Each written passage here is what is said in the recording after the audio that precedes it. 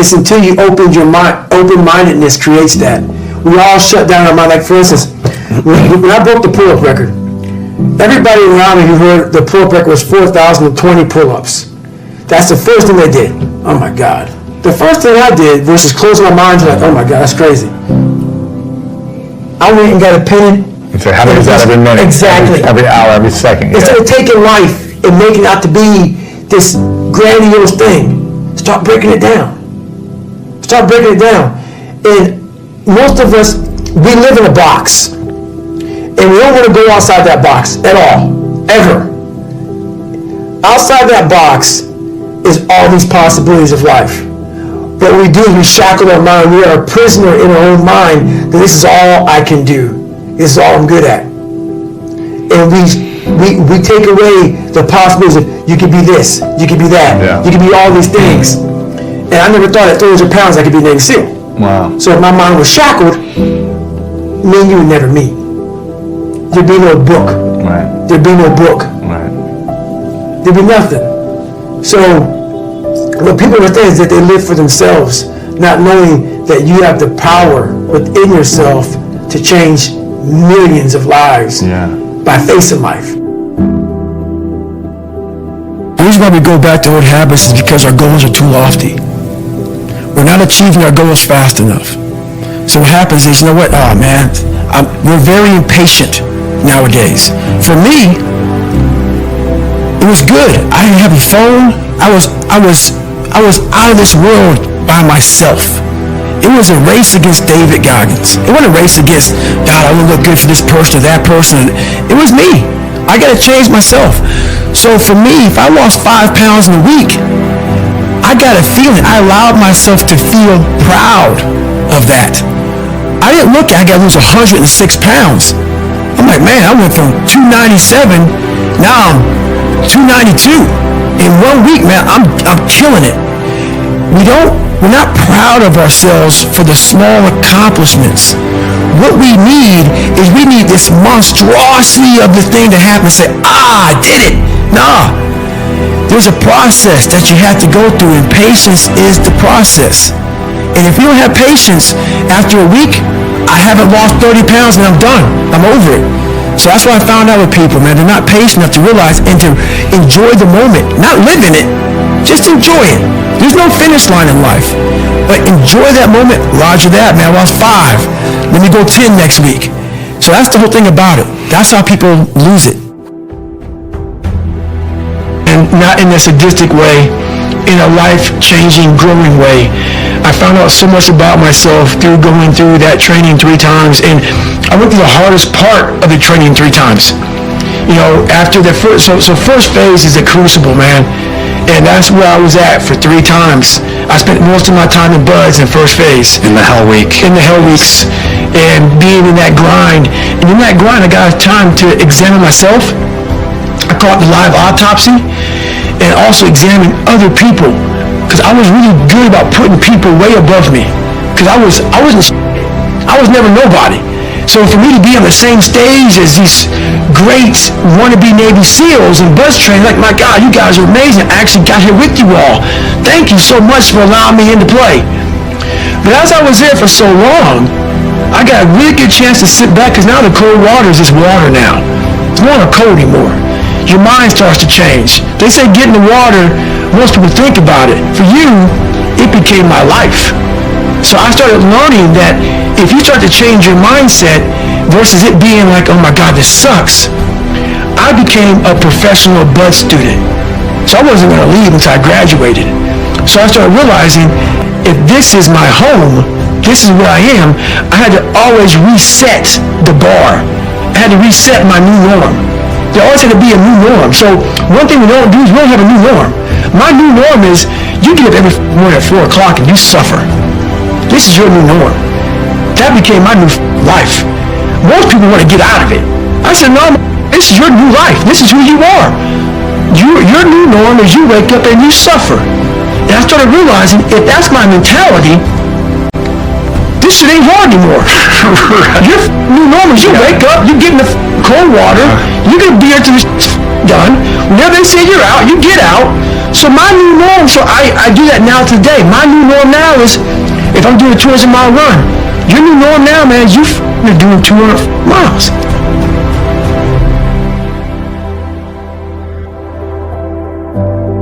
I don't live on the surface of anything. Yeah. Surface is what got me where I was at. It got me from 175 pounds to 300 pounds. Telling everybody I'm good. I don't give a damn. I'm good. No, they're hollow words. A lot of us speak in hollow words. I used to speak in hollow words. I don't do it anymore. Everything that comes out of my mouth has substance. It's real. And we all have these feelings in our bodies, in our minds, in our souls. I act on mine. A lot of us who are afraid of something, we allow our minds to choose the path of least resistance, so we go a different route. When I'm afraid of something, it's telling me you must conquer that. thing. You must do that. Yeah. You have to go that way. And most of us don't understand that mentality. We go left, and we wonder why we haven't fulfilled something in our lives. It's because we continue to take the journey that is mapped out. And how I look at it is I talk in life like a lot of us in life want to take the 4-lane highway that has road maps and all this other stuff on it, man. It tells you where to go, gas stations.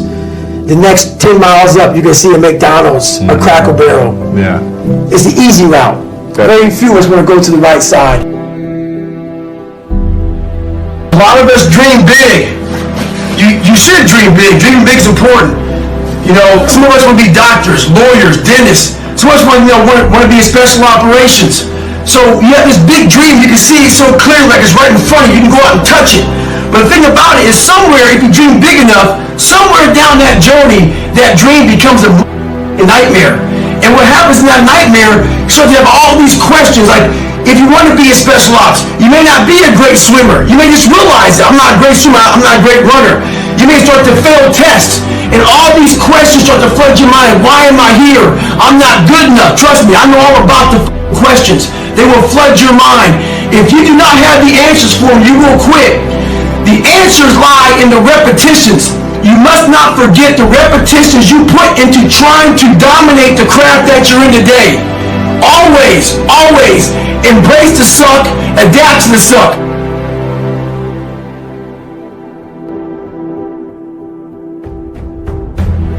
When you're afraid of something, you have to master it. That's how you start to overcome it. So what I realized, when I get to that point where I want to quit, everybody, they get to the point where they want to quit. This is what happens. The mind tells you, let's go home. Let's take a warm shower. Let's get some food. This is not right. This is that. If you cannot answer the questions at that moment, because your mind's going to start giving you all these questions. And if you can't answer them, you're going to quit. What I realized when I was going through BUD/S, Ranger School, all this 100-mile race, 200-mile races, pull-up records, my mind would come creeping in. Like when I was doing 4,030 pull-ups at 2,000 pull-ups and my hands were ripped open, my mind said, look, brother, we've done all these other things. You've proven yourself. You're good. If I didn't have the answer to respond to my mind and say why I'm here, why I'm doing this, you will always lose that fight. You have to have the response to what your mind is going to tell you. And another thing about that is self-talk. A lot of people have like these big forearm mental toughness. All this is crap about self-talk, visualization. It's true, but the thing about self-talk and all these things, they ask me, what do you think about when you're on mile 100 of a 205-mile run? What are you thinking about when you realize you've run for 24 hours and you have 24 more hours to run and you have another 105 miles? What goes through your mind? What do you say to yourself? I want to know. A lot of people think self-talk works. It does, but it doesn't work without the suffering before your mind starts saying we need self-talk. So what I tell myself is I go back to the months and years of preparation to get to that day. And I'm telling myself, it's 3:30 in the morning, and I'm looking at my shoes, and I want to go out there and run 30 miles. I have to, in that second, in that moment of this self-talk, my mind saying, you got to find more, I once again calm down, go back into my mind. in my cookie jar, I call it, and I have to reflect back on the shit I did to get here. And that becomes my self-talk. Self-talk does not work unless it is real. Most of us lie to ourselves in this self-talk. It doesn't work. It has to be real. It has to be something that you've done to make it really work.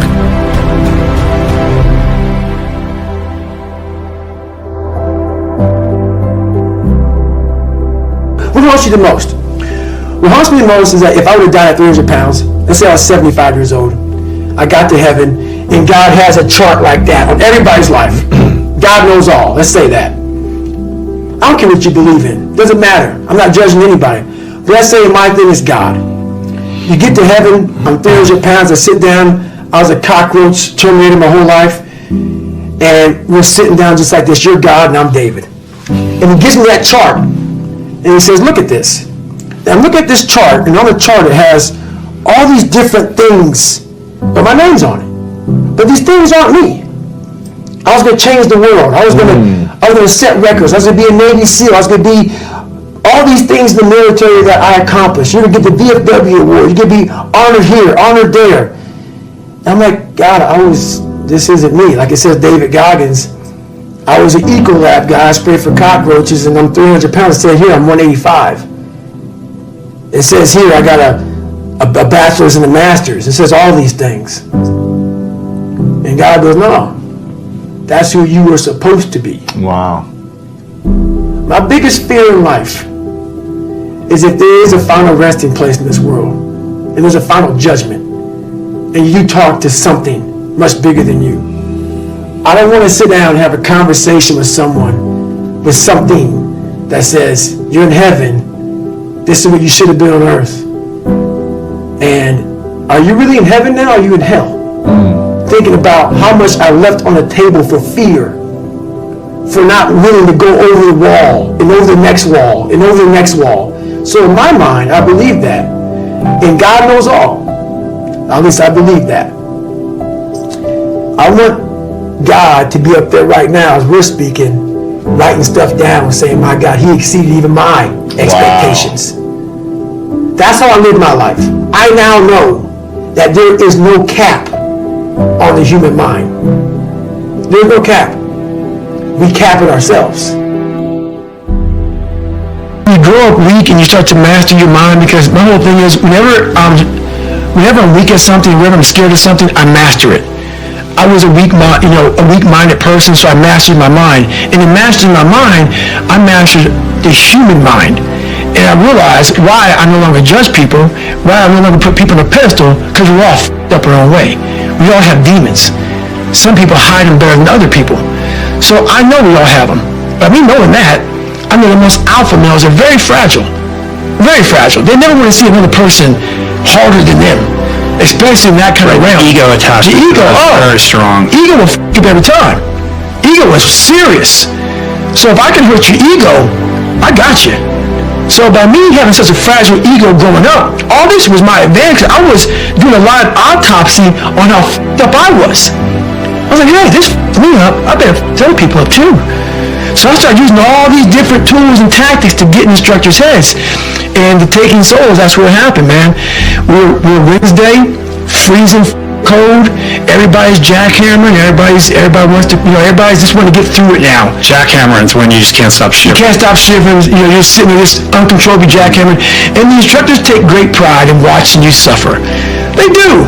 In a sick way, it's kind of funny. You were there once as a student, now you're an instructor. But I knew, how would I be thinking if I was an instructor? I would love seeing this sadistic go on. But what wouldn't I like to see? I would hate to see some guys just looking like this is just another day on the beach and go yourself. I would hate to see that. So they don't want to think like when they did it, they were harder. They were harder. Yeah. Everybody's hard. So I said, you know what, man? It's time. I can't fight you. You guys can me up all day long. That's your job, and I love your job. I love what you guys are doing. You guys make us better. But now I'm going to take the tactical advantage, and I'm going to start with you. So I got my boat crew, Bill Brown. I had Chris Kyle in my boat crew, right? American Sniper. I had a couple of hardcore. And everybody right now is kind of like in their own world. Let's just get through this, man. I can't wait till Friday so we can graduate. How we can get going. I said, let's go ahead and have some fun. I said, we're gonna start with these guys. So the evolution here was we just got through a med check.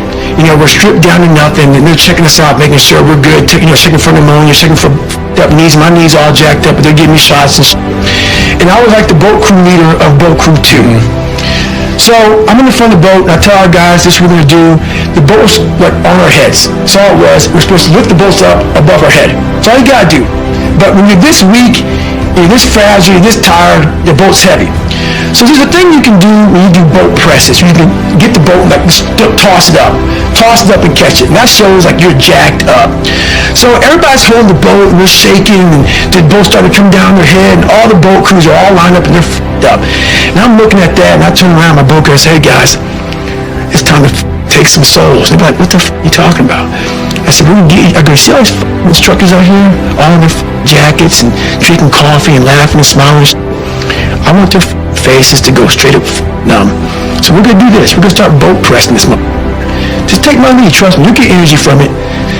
We start throwing this boat up in the air, catching it, throw it up and catching it. We start yelling, "Can't hurt boat crew 2!" We're yelling our ass off, and we're doing it. And they make us stop, like what the stop. I look at these instructors, and their faces literally look like someone just took their soul out. I know their minds were like, they were thinking about themselves. Like, what the f just happened, man? I know me on Wednesday, I couldn't have done that. How are they doing it?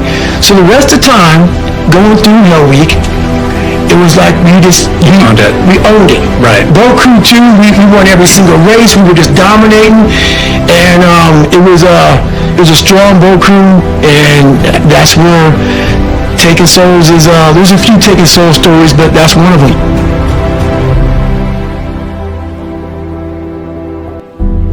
A lot of us don't know of a whole other world that exists. It's on the other side of suffering. Once you break these barriers that you have made for yourself, like the mind is the most powerful thing in the world. It is so amazing that I used to be a 300-pound guy, and I thought that was it. Could barely read, could do anything, and now that what was inside that person was this guy that's in front of you today. That's how scary the mind is. And that's what I started realizing through this journey, is that once I got a taste of, wow, man, I haven't even begun to crack what the mind is capable of.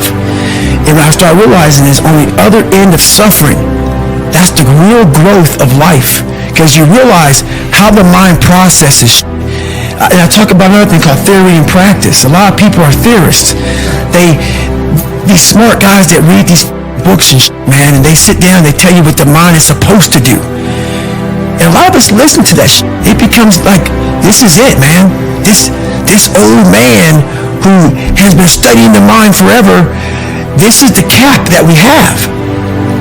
By being a practitioner, I went out and realized a lot of these guys are so wrong, man. The mind has capabilities that are so unknown. I found that through suffering.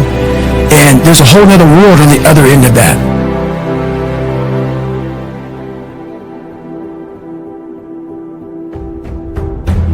You have to learn, what do you want in your life?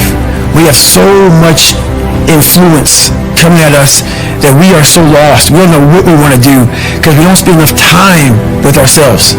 You have to learn to shut off a phone, shut off a computer, shut off a TV. And it's okay to sit in a room by yourself in a chair and just think about you, where I want to be, where do I see myself tomorrow, the next year from that. And it takes a lot of self-discipline to be able to do that nowadays, because you want to be so attached to everything. You want to be so caught up with the world. The world's moving too fast. The world's moving so fast that you're trying to keep up to the point where you lose yourself in the world. So you have to take that time to go to that dark place in your mind and discover who you are.